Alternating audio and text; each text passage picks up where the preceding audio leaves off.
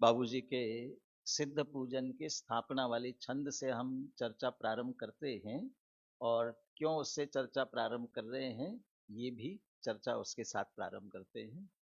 निज वज्र पौरुष से प्रभो अंतर कलुष सब हर लिए।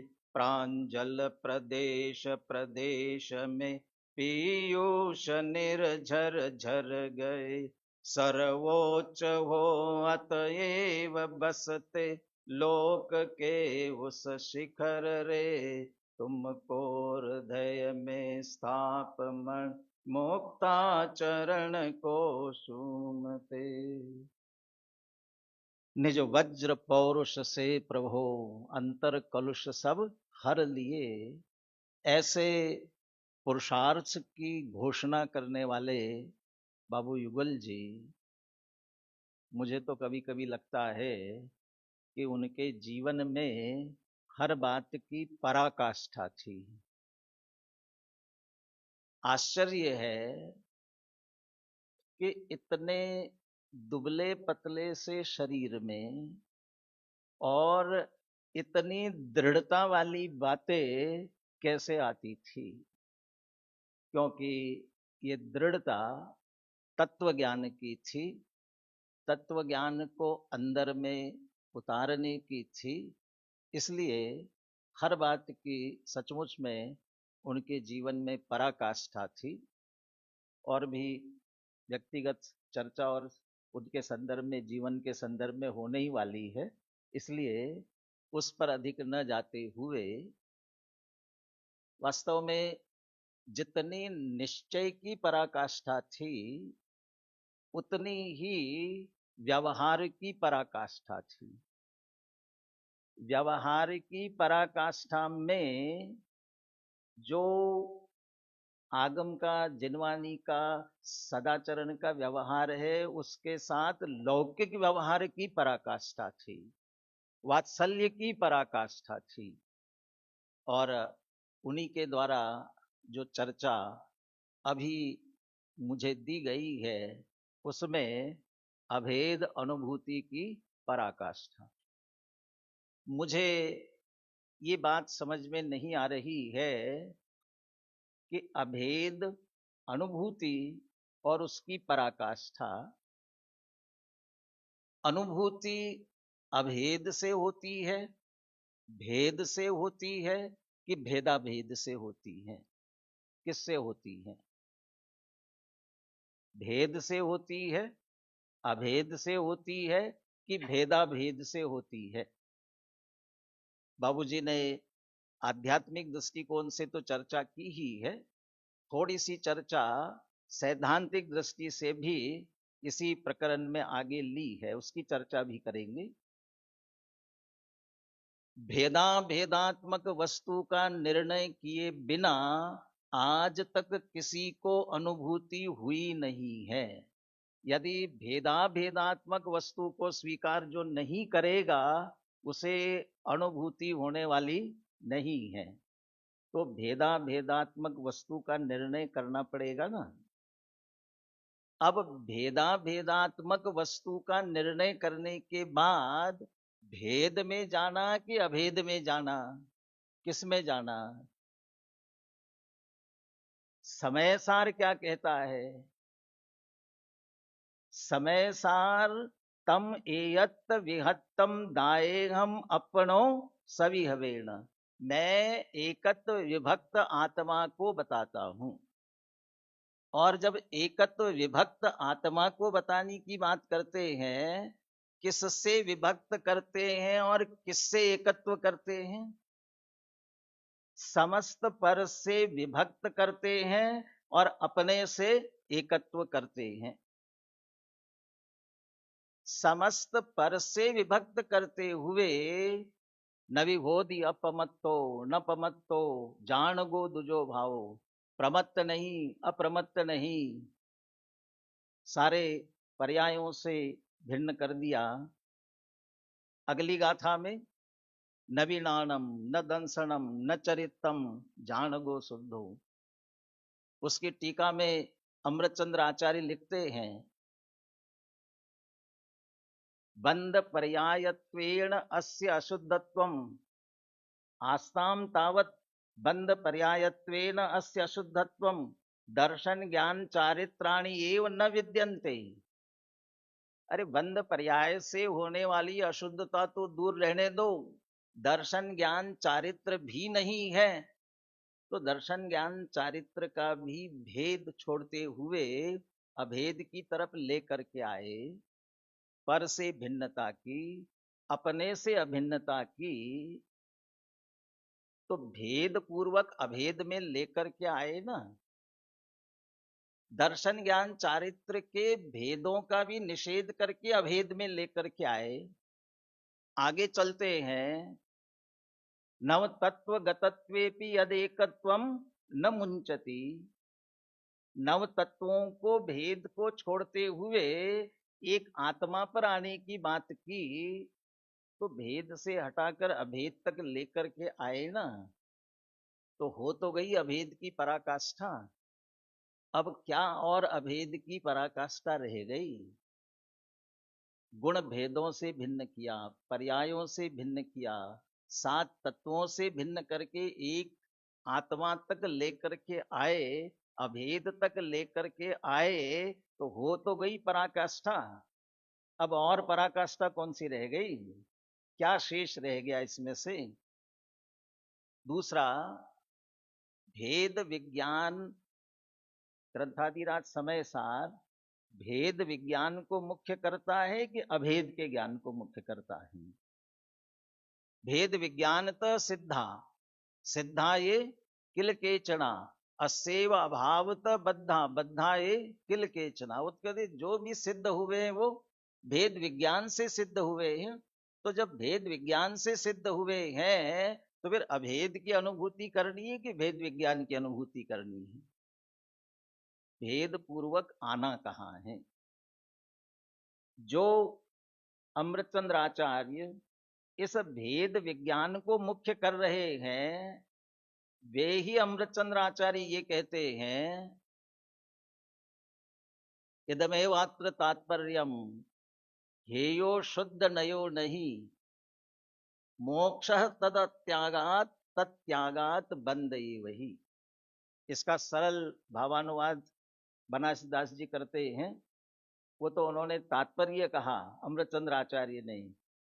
बनारसी दास जी तो कहते हैं, यह निचोड़ या ग्रंथ को यही परम रस पोक, तजे शुद्ध ने बंध है, गहे शुद्ध ने मोक्ष। जो भेद विज्ञान की बात कर रहे थे वो भेद विज्ञान के बाद ये कहते हैं भेद विज्ञान कर लिया, लेकिन अब शुद्ध नय का ग्रहण करेंगे। शुद्ध नय के विषय भूत शुद्ध आत्मा का, अभेद एक आत्मा का, तो मुक्ति होगी। और इसे छोड़ दिया तो बंद ही बंद होते रहने वाला है। हो गई ना अभेद की पराकाष्ठा। अब और अभेद की पराकाष्ठा क्या रह गई?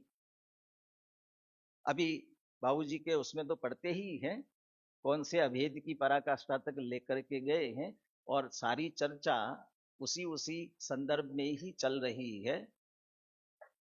इससे पहले बाबूजी ने ये जो प्रकरण चल रहा था, इसके पहले भेद विज्ञान पर भी जोर दिया।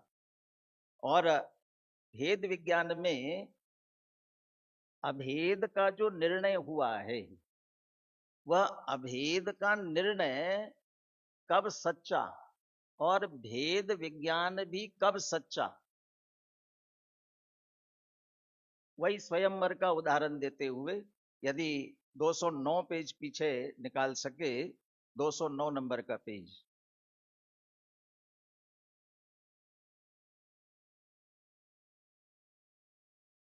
ज्ञान भी सच्चा तब होता है जब श्रद्धा सम्यक होती है, उसके बिना ज्ञान भी सच्चा नहीं कहलाता। वो चर्चा इसके पहले चल रही है। और उसमें जो स्व और पर का, ये पर है ऐसा जो निर्णय किया ज्ञान ने, वह भी सच्चा कब हुआ, उसकी बात करते हुए स्वयंवर को उदाहरण लेते हैं। जैसे स्वयंवर होता है, तो स्वयंवर में एक राजकन्या है और उसकी कोई प्रतिज्ञा होती है, तो सब राजकुमार आते हैं। अब वो सबको देखती है, लेकिन अभी वरण नहीं हुआ। वरण होते ही वह सम्यक हो गया, माने वर्ण होते ही स्व पर का विभाग हो गया उसमें। अभी सबको जो देख रही है वह एक सामान्य रूप से देख रही है, अभी स्व पर का विभाग नहीं हुआ है। ये पर और ये स्व ऐसा भी विभाग नहीं हुआ है, सबको देख रही है, सामान्य रूप से देख रही है। और स्वयंवर होते ही उसके पहले मिथ्या होता है, क्योंकि वो तो स्व ही ढूंढ रही है ना अभी। उसके पहले भी जो स्व पर का विभाग यदि मान रहे हैं, स्व पर का विभाग हो गया उसमें। कोई शब्द छूट गया मेरा पढ़ने में। अब वो सबको देखती है, लेकिन अभी वरण नहीं हुआ, और वरण होते ही वह सम्यक हो गया, माने वरण होते ही स्व पर का विभाग हो गया उसमें। वरण हुआ, जिसका वरण कर लिया वो तो क्या हो गया, स्व, और बाकी सब क्या हो गया, पर हो गए। और उसके पहले मिथ्या होता है, क्योंकि वह तो स्व ही ढूंढ रही है ना अभी। सब में सबको देख रही है, लेकिन स्व क्या है अभी ढूंढ रही है। और जब तक स्व नहीं मिला है, तब तक सबका जानना कौन है कैसा है ये सब जान रही है, लेकिन वह जानना अभी मिथ्या है उसका। और जैसे ही जो उसे चाहिए, जो उसने प्रतिज्ञा की हो, वह प्रतिज्ञा जहां पूरी होती है, उसका वर्ण जैसे ही कर लिया, वैसे ही स्व भी हो गया और बाकी सब पर हो गए। तो बाकी सब पर है ये भी तब सम्यक हुआ जब स्व का वर्ण कर लिया। इसलिए स्व पर का विभाग नहीं हुआ अभी। और ज्ञायक को जानते ही ज्ञान में स्व पर का विभाग उत्पन्न होता है, ये मैं हूं। इसका अर्थ ये हुआ कि अन्य सब जितने भाव हैं, इससे अनमेल जितने भाव है, वे सारे के सारे पर है। ये विभाग उसी समय उत्पन्न होता है, माने स्व का वर्ण करने पर ही ये सम्यक होता है। अर्थात भेद विज्ञान पूर्वक पर को पर जानकर स्व का निर्णय होने पर ही पर का परपने का निर्णय यथार्थ होता है। उसके बिना पर का परपने का निर्णय भी यथार्थ नहीं कहलाता। तो हो गया ना भेद विज्ञान। तो भेद विज्ञान हुआ, और स्व जो अभेद अखंड आत्मा है उसका वर्ण हो गया, तो फिर अभेद की पराकाष्ठा हो गई ना। अब अभेद की पराकाष्ठा क्या रह गई, वह अभेद की पराकाष्ठा तक पहुंचाते हैं। समय सार का स्वर यहां तक तो आ रहा है कि ये नव तत्वों से भिन्न चैतन्य स्वरूप आत्मा मैं हूं, यहां तक तो आ रहा है। दर्शन ज्ञान चारित्र के भेद नहीं, अभेद अखंड आत्मा है, मैं हूं, ये भी आ रहा है। फिर भी अभी क्या बाकी रह गया, जिसे बाबूजी के शब्दों में आने पर वह भेद की पराकाष्ठा कहलाई जा रही है। क्या बाकी रह जाती है, बस उतनी सी बात है। तो निश्चय क्या है, वो पीछे स्वप्न प्रकाशक की भी चर्चा चल रही है, और उस स्वप्न प्रकाशक की चर्चा में ये बात भी आ गई है कि पर प्रकाशन व्यवहार है कि निश्चय है। पर प्रकाशन व्यवहार की निश्चय है। बाबूजी ने पर प्रकाशन को भी निश्चय कहा है, पर प्रकाशन को भी निश्चय कहा है। केवली भगवान पर को निश्चय से जानते हैं कि व्यवहार से जानते हैं? हाँ जी, व्यवहार से जानते हैं। यहाँ बाबूजी ने केवली भगवान पर को निश्चय से जानते हैं ये भी कहा है, लेकिन विवक्षा समझना चाहिए। अपेक्षा समझे बिना कुछ भी समझ नहीं आएगा, और अपेक्षा समझते ही सब कुछ समझ में आएगा। क्या कारण है, क्या विवक्षा? बल्कि इसके पहले तो सारी चर्चा ये 9वें क्रमांक की चर्चा है, और इस चर्चा में चर्चा तो वही चल रही थी, पर प्रकाशन व्यवहार है, स्व प्रकाशन ही निश्चय है। फिर पर प्रकाशन पना निश्चय कहां से निकल करके आया? 208 नंबर पेज पर देखिए, बात वहां से उठाई, हम यदि ऐसा ही मानते रहे और ऐसा ही कहते रहे, ये वस्तु स्वरूप है, हमारे प्रयोजन की बात है, इसके बिना हमारे आत्मानुभूति का प्रयोजन प्रकट नहीं हो सकता। परंतु यदि यही बात हम सर्वथा कहते रहे और इसी का प्रचार प्रसार करते रहे, कहते अन्य मत वाले सब आपके ऊपर पत्थर फेंकने लगेंगे। ये कह रहे हैं वो इसी तरह चलती है जैसे कोई एक दूसरे पर पत्थर फेंक रहा हो। क्या मतलब? कहते जब आपका आत्मा पर को व्यवहार से जानता है, माने तो जानता नहीं, ये तो कहने की बात है, जानता नहीं है, तो आपके केवली भगवान भी सारे लोकालोक को जानते तो व्यवहार है, माने वास्तव में जानते नहीं है। और जब वास्तव में नहीं जानते हैं तो उनके द्वारा वे झूठे, और उनके द्वारा कहा हुआ सारा आगम क्या है, वो भी झूठा है। फिर आपका दर्शन सारा झूठा खड़ा हो जाता है। इसलिए कहते हैं, इसलिए हमारा उत्तर ये होगा, उनको देने के लिए उत्तर ये होगा, उनके सामने ये उत्तर ये होगा, बोल्ड टाइप में छपा हुआ है आपके सामने। इसलिए हमारा उत्तर ये होगा कि निश्चय से भगवान सर्वज्ञ हैं और तीन लोग तीन काल को निश्चय से जानते हैं और साथ में आत्मा को भी जानते हैं। तो निश्चय से जानते, यहां निश्चय से जानते का अर्थ क्या? वो जो बाकी की सारी विवक्षा हम पढ़ते सुनते समझते वो तो सुरक्षित है। अब निश्चय का अर्थ क्या? वास्तव में जानते हैं, सारा लोकालोक उनके जानने में आता है, जानने में नहीं आता है ऐसा नहीं है, विवक्षा के कारण से उसको व्यवहार कहा गया है। इतनी बात वहां पर ली गई थी। अपनी बात क्या चल रही थी इसके साथ में? अब जब पर से भिन्न स्व को जान लिया तो फिर अब अभेद निश्चय करके पकड़ भी लिया, अब इसकी पराकाष्ठा कौन सी रह गई है? अब अभेद अनुभूति की पराकाष्ठा निश्चय क्या है? निश्चय माने ज्ञान, ज्ञानगत है, ज्ञायकगत है। ज्ञान तो ज्ञायकगत है, मैं ज्ञायक हूं, बस इसका नाम ज्ञान है। मैं ज्ञायक हूं, बस इसका नाम ज्ञान है। अब आप सब बैठे हुए हो, वो आप हो कि नहीं हो?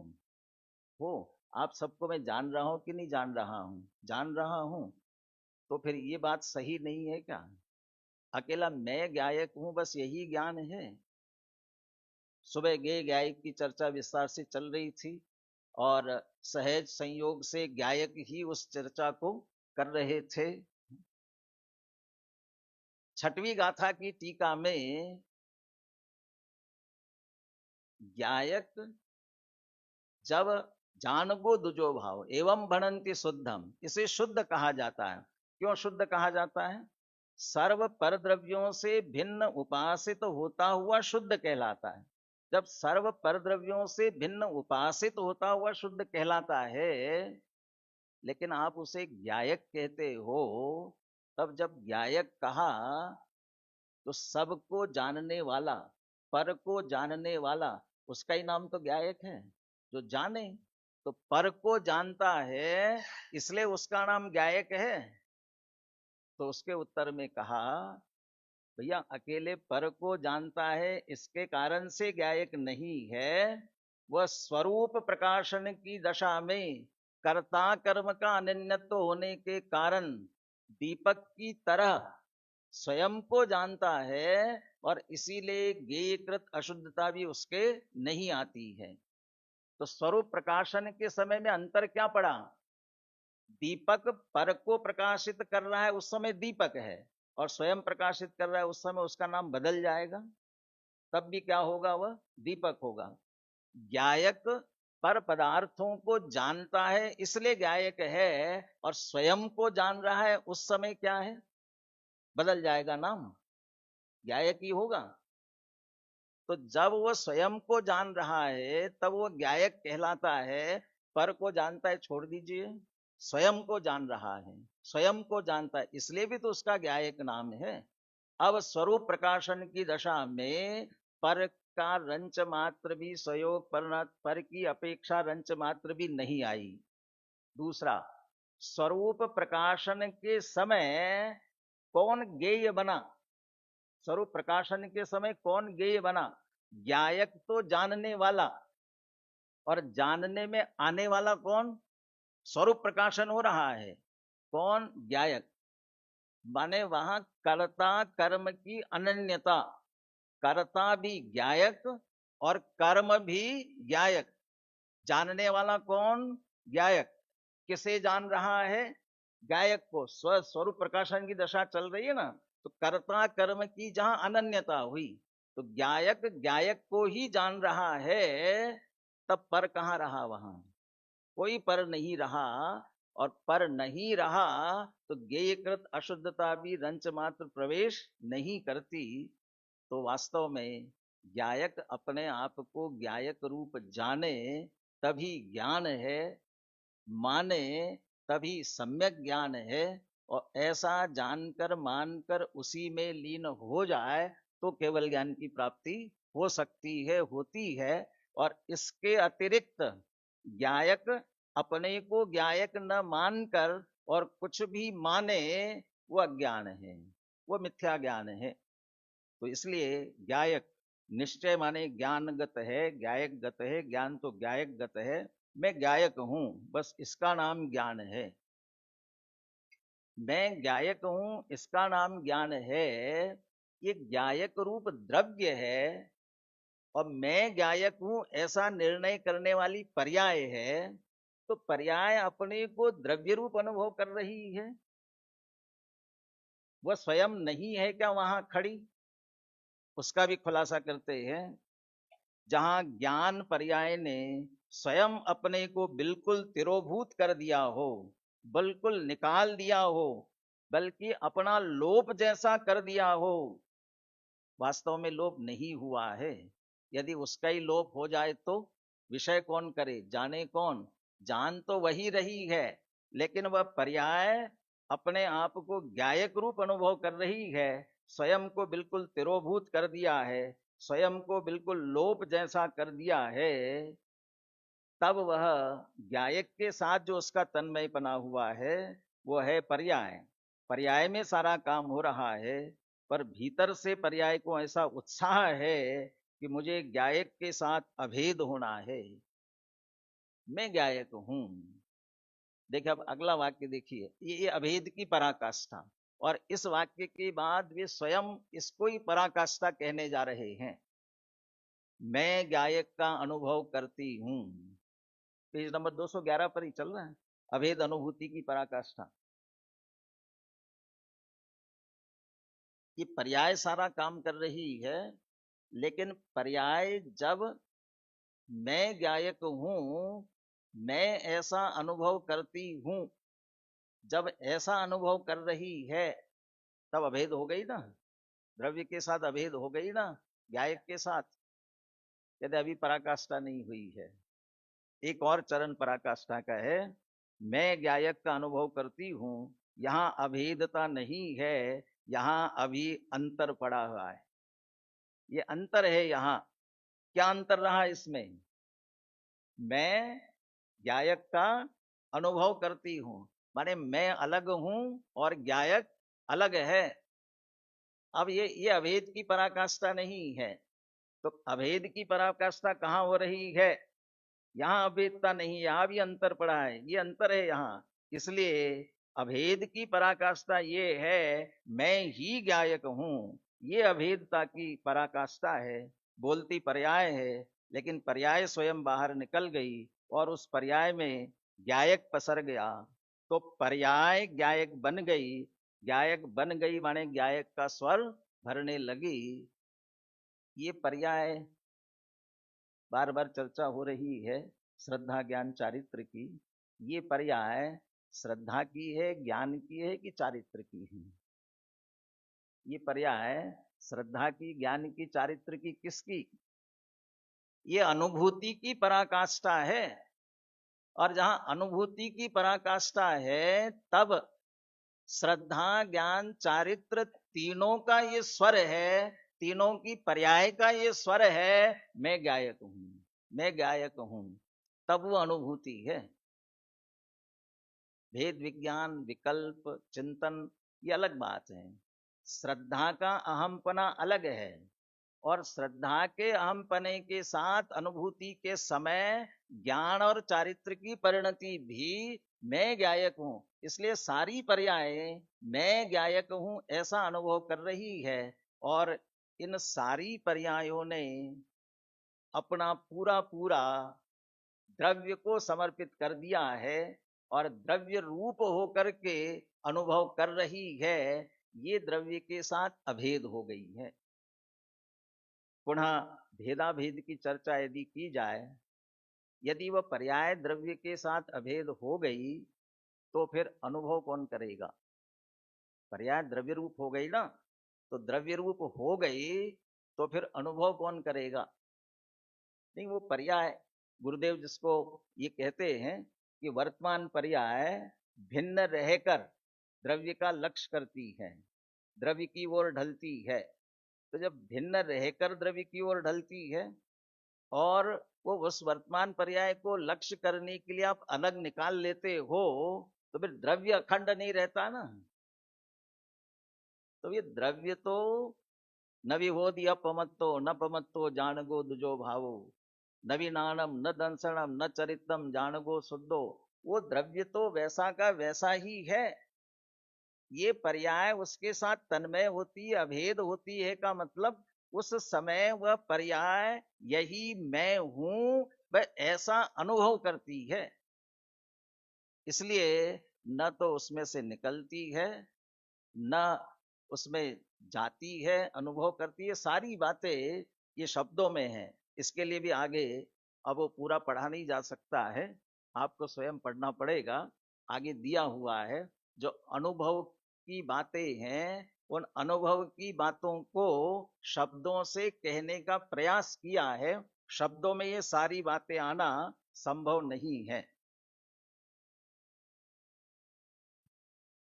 देखिए पेज नंबर 212 पर नीचे नीचे आइए। अभेद क्यों करना जरूरी है? यदि मात्र भेद में रहेंगे, द्रव्य और पर्याय का भेद करते रहेंगे, तो क्या आपत्ति आएगी? और द्रव्य को पर्याय, पर्याय को द्रव्य की ओर ढल करके अभेद होना भी जरूरी है। यदि ऐसा न हो तो क्या आपत्ति आएगी? यदि हम केवल भेद में रहेंगे कि मैं गायक को जानती हूं, तो इस तरह जो भेद चलेगा, तो उस भेद से अभेदता नहीं होने पर द्रव्य और पर्याय ये दो द्रव्य हो जाएंगे। ये सैद्धांतिक बात ले रहे हैं। यदि मैं गायक को जानती हूं, इस तरह जो भेद चलेगा, यदि भेद रहेगा, अभेद की पराकाष्ठा तक नहीं पहुंचेगा। पर्याय ये कहेगी कि मैं अलग हूं, गायक अलग है, और मैं गायक का अनुभव करती हूं। यदि ऐसा ही भेद रहेगा तो क्या हो जाएगा? ये दो द्रव्य हो जाएंगे। द्रव्य और पर्याय ये दो द्रव्य हो जाएंगे, क्योंकि इसमें अत्यंत भेद हो जाएगा, ये एकांत हो जाएगा। ये जो भेद है ना, तो वो एकांत हो जाएगा। और एकांत होने के कारण जो द्रव्य और पर्याय है, वो दो एक ही पदार्थ के अवयव न रहकर वो परद्रव्य हो जाएंगे। इसलिए अभेदता का भी कोई अवसर होना चाहिए। तो अभेदता अनुभूति और शुद्धोपयोग का अवसर है। मैं गायक हूं, चिन्मात्र हूं। तो शुद्धोपयोग के समय, अनुभूति के समय पर्याय इस तरह से द्रव्य के साथ तन्मय होती, अभेद होती है। तो ये बता रही है भेद भी है और अभेद भी है। आगे चर्चा की गई है इस तरह से कि ये जो परस्पर में भेद व अतद भाव है, वस्तु एक है और द्रव्य गुण पर्याय का अपना अपना स्वरूप की अपेक्षा से भेद है, वस्तु भेद नहीं है। पर्याय उसी द्रव्य की है और उसी द्रव्य की पर्याय स्वयं को द्रव्य रूप जब अनुभव करती है तभी वह अतीन्द्रिय आनंद निराकुल सुख का वेदन कर सकती है। अन्यथा उसके पहले आकुलता और दुख का ही वेदन उसका निरंतर चलते रहने वाला है। दो उदाहरण देकर के अपनी बात पूरी करता हूं। चक दे इंडिया आपने देखी होगी ना, चक दे इंडिया फिल्म आई थी ना वो, अब जिनने देखी हो, नवयुवकों ने तो सबने देखी होगी। वो हॉकी के पूरे देश से हॉकी के प्लेयर का चुनाव करना था और उनका कोच जो है जितने प्लेयर आए हुए थे उनको नाम अपना परिचय देने के लिए कहता था। तो प्रत्येक जन आकर के अपना परिचय देते हुए अपने नाम के साथ साथ मैं महाराष्ट्र का, मैं मध्य प्रदेश का, मैं उत्तर प्रदेश का, ऐसा परिचय दे रहा था, दे रही थी, क्योंकि वो महिलाओं की हॉकी की टीम थी। तो वो परिचय देते समय जो ये कहता था, मैं महाराष्ट्र, मैं मध्य प्रदेश, उत्तर प्रदेश, उन सबको कहता था बाहर, सबको बाहर। और जिसने कहा मैं हिंदुस्तान से हूं, उसको शामिल किया। तो जो पहले जिन्होंने परिचय दिया वो सब गलत था क्या? वो जहां से आए थे वो परिचय दिया उन्होंने, परिचय दिया वो ठीक है, लेकिन अभी आपका चयन किसके लिए होना है? देश की टीम के लिए होना है।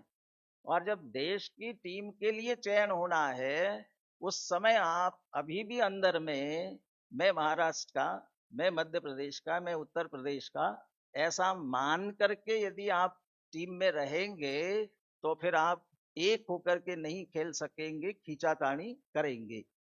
और जहां भले ही हम कहीं से आए हुए हो लेकिन हम हिंदुस्तान हैं और हिंदुस्तान के लिए खेल रहे हैं, तो फिर एक होकर के खेलेंगे।